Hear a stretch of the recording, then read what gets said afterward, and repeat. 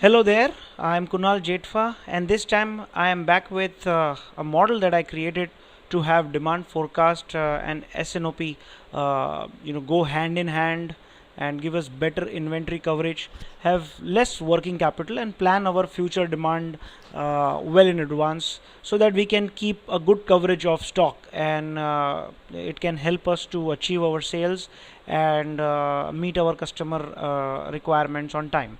Uh, so you know I will quickly walk you through the model, the model structure. The consumption is nothing but the sales. These are some product ranges which cater to medical industry, hypothetical of numbers again, and some very frequently heard or observed names in the industry. So here we are showing the consumption for a particular time series, that is Jan to December. Here we have shown a quarter-wise breakup of the consumption of that range. What's interesting here is to find out the consumption analytically. Now, if I select any other consumption, I will find out how the trend has been for a given time series. Similarly, it also affects the data structure on the basis of quarterly consumption.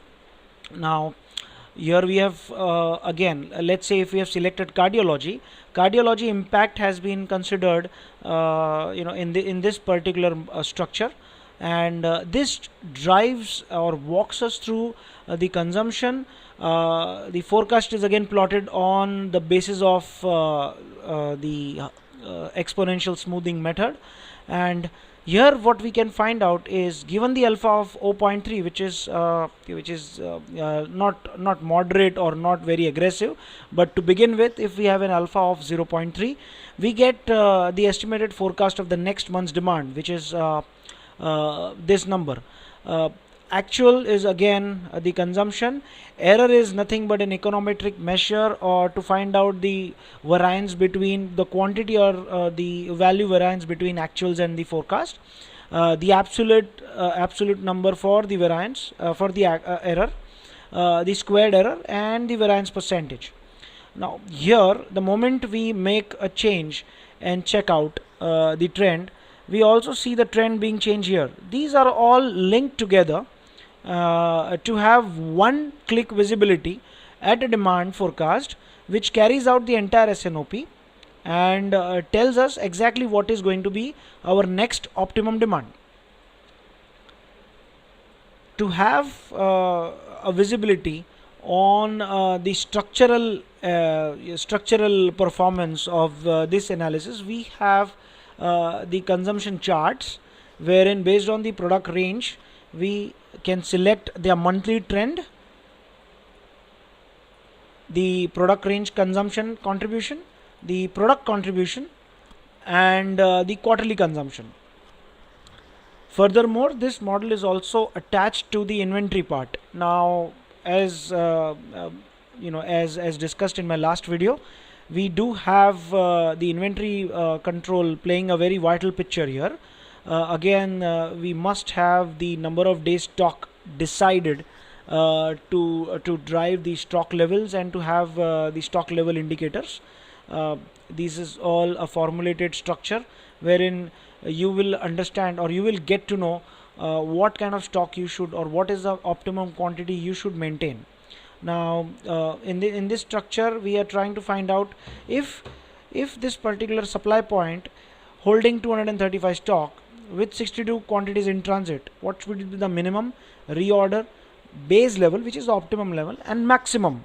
Maximum is calculated assuming there is a storage capacity limiter and the aggressive market demand which is observed in the last 2.5 to 3 years.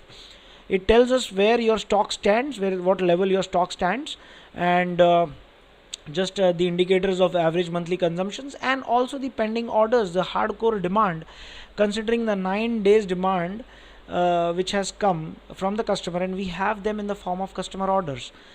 The indent tells us how much to get and whether we should get it or not.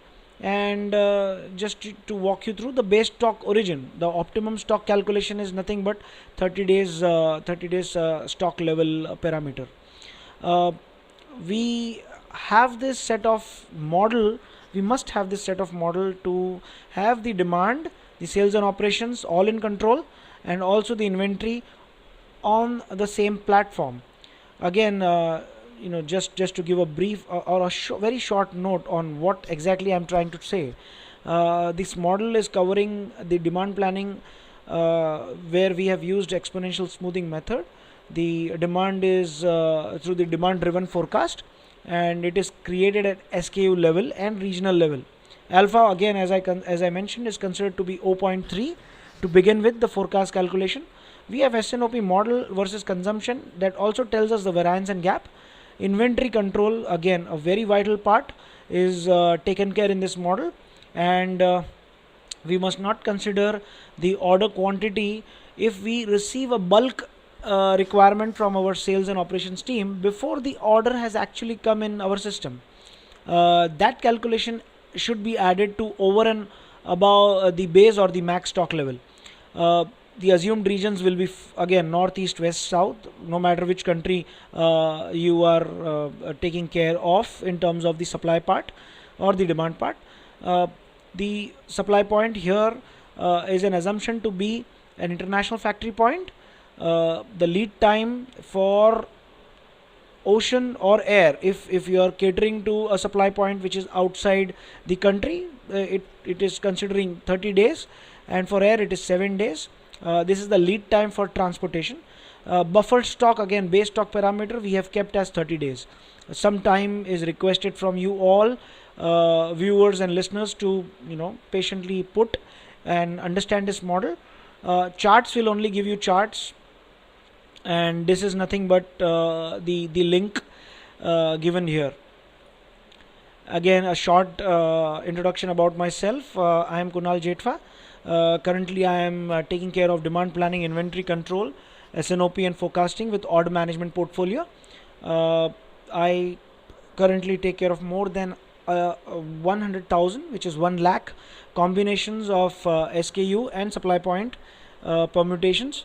And the models that I work on is exponential smoothing, weighted moving average, hub and spoke distribution, and Holtz-Winters model. The time series that I take care of is a short term, which is monthly, quarterly, as well as long term, which is yearly and above.